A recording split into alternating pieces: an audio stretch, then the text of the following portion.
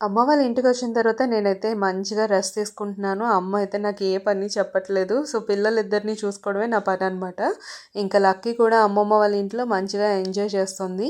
ఇగో ఇలా మీదన రాళ్ళుంటే, ఆ రాళ్ళన్నీ తీసి పక్కనే ఉండే ఒక చెరువులా ఉంటే అందులో వేస్తుందనమాట. ఖాళీ ప్లేస్‌లో వాటర్ చేరుకుంది. సో, అందులో ఈ రాళ్ళన్నీ కూడా పైనుంచి వేసి ఎంజాయ్ చేస్తుంది.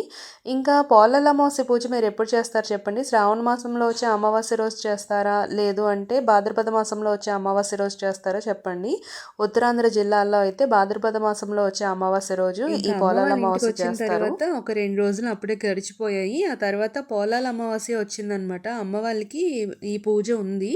సో, అమ్మ అయితే అన్నీ రెడీ చేసుకుంటున్నారు. పోలాల అమావాస్య రోజు ప్రసాదాలన్నీ కూడా. ఇందులో ముఖ్యంగా మనకి కలగూర పులుసు అని ఉంటుంది. 9 రకాల కూరగాయలు వేసి చేయాలనమాట. అది ఇంపార్టెంట్. దాంతో పాటుగా గారెలు, ఇంకా బూరెలు చేస్తారు. అంటే ఆడపిల్లలు ఉంటే గారెలు, మగపిల్లలు ఉంటే బూరెలు ఏదో ఉంటుంది. ఇలా చేస్తారు 2 రకాలు కూడా. దాని తర్వాత పప్పార్ది అని, పాలార్తి ఇవి కూడా నైవేద్యాలుగా చేస్తారు. దాంతో పాటుగా ఈ నైవేద్యాలన్నీ కూడా మనం పుల్లగుమ్మడి ఆకులు ఉంటాయి కదా, బూడిద గుమ్మడికాయ ఆ ఆకుల్లో పెట్టి దేవుడికైతే నివేదన చేస్తారు. ఇంకా ఈ పోలాల అమావాస్యకి ముఖ్యంగా మనం కంద మొక్కనే పెట్టి పూజ చేస్తాం అనమాట. వేరే అమ్మవారిని రెడీ చేయడం కానీ లేదా అమ్మవారి ఫోటో కానీ పెట్టరు. కంద మొక్కకే పూజ చేస్తారు. ఒక కంద మొక్క తల్లిగా, ఇంకో చిన్న కంద మొక్క పక్కనే పెట్టి పిల్లగా పెట్టి పూజిస్తారు. దానికి మాకేంటంటే వరిదుబ్బు కూడా యాడ్ చేస్తారనమాట. ఇలా 3 కలిపి పెట్టి పూజ చేస్తాము. ఇంకా మా అమ్మగారు ప్రసాదాలన్నీ కూడా రెడీ చేసేసుకున్నారు. ఆ తర్వాత పూజ అయితే చేసుకుంటున్నారు. ఈ పూజ పిల్లల కోసం చేస్తారనమాట.